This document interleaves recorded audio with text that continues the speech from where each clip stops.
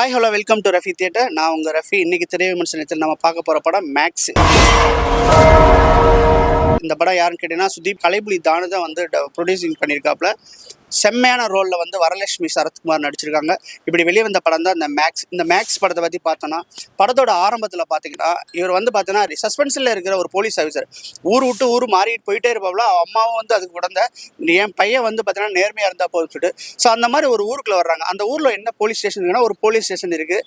அது வந்து பார்த்தீங்கன்னா அடுத்து வந்து புதுசாக உள்ள போலீஸ் ஸ்டேஷன் கட்டி அங்கே ஷிஃப்ட் ஆகிற நிலைமையில் இருக்காங்க. அது தனியாக ஒரு பங்களா மாதிரி ஒரு பங்களா மாதிரி உள்ள ஒரு போலீஸ் ஸ்டேஷனு. அந்த போலீஸ் ஸ்டேஷனுக்கு வந்து ஹீரோ வந்து ஜாயின் பண்ணணும். ஸோ அந்த டைமில் அந்த போலீஸ் ஸ்டேஷன் பக்கமாக வர்றாரு, ஊர்லேருந்து வர்றாரு. அந்த பக்கமாக தான் கிராஸ் பண்ணுறாங்க.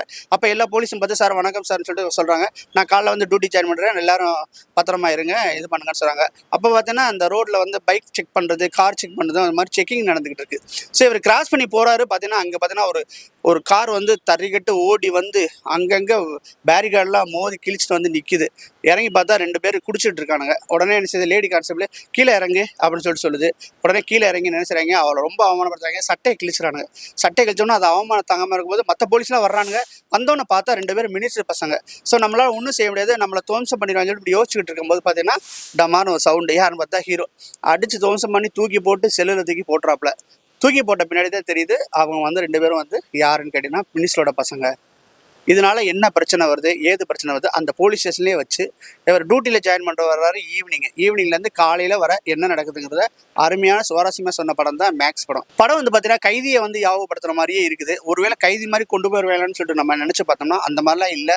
ரொம்ப நல்லாவே பண்ணியிருக்காங்க. ஆனால் என்னென்னா மசாலா ரொம்ப ஓவராக இருக்குது. கண்ணெடுத்து சுடுறது எல்லாமே பண்ணுறது பார்த்தீங்கன்னா அது கொஞ்சம் போர் அடிக்கிற மாதிரி இருக்கும். ஆனாலும் பார்த்தீங்கன்னா ட்விஸ்ட் அண்ட் டர்ன்ஸ் வந்து நல்லாவே ஒர்க் அவுட் பண்ணியிருக்காங்க. சூப்பராக பண்ணியிருக்காங்க. அருமையான கேரக்டரில் வந்து வரலட்சுமி நடிச்சிருக்காங்க. அவங்கள பார்க்கும்போது ரொம்ப இன்ட்ரெஸ்ட்டாக இருக்கும். ஒரு சூப்பரான சிஐடி கேரக்டரில் பண்ணியிருக்காங்க.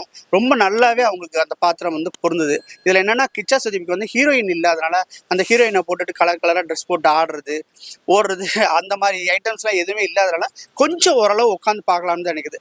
இருந்தாலும் வந்து தமிழ் ஆடியன்ஸ்க்கு இந்த படம் வந்து பொருந்துமா அப்படின்னு சொன்னோம்னா இந்த அளவுக்கு பொருந்தாதுன்னு சொல்ல முடியும். ஏன்னு கேட்டிங்கன்னா இவ்வளோ மசாலாலாம் நம்ம மக்கள் பார்க்க மாட்டாங்க.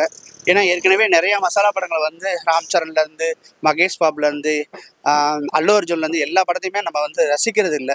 ஸோ அது மாதிரி இந்த மேக்ஸ் படத்தையும் பார்த்தீங்கன்னா தமிழ் ஆடியன்ஸுக்கு வந்து சரியாகவே கனெக்ட் ஆகாதுன்னு தான் நினைக்கிறேன். ஆனாலும் பார்த்தீங்கன்னா லாஜிக்லாம் பார்க்காம நீங்கள் உட்காந்து பார்த்தீங்கன்னா ஒரு நல்ல என்டர்டெய்னிங்காக தான் இருக்கும் இந்த படம். 2.25 மணி நேரம் ஓடுறதுனால உங்களுக்கு எந்த இடத்துலையுமே சலிப்பு தட்டாமல் கொண்டு போய் சேர்ப்பாங்க. லாஜிக் பார்க்க மாட்டேன், ஒரு நல்ல மசாலா வேணும், ஒரு என்டர்டெய்னிங்காக உட்காந்து பார்க்கணும், நல்ல ஆக்ஷன் படம் வேணும் அப்படின்னா இந்த படத்தை கண்டிப்பாக நீங்கள் பார்க்கலாம். இந்த படத்துக்கு வந்து என்னுடைய மார்க் வந்து பார்த்தீங்கன்னா 10க்கு வந்து 6 கொடுப்பேன்.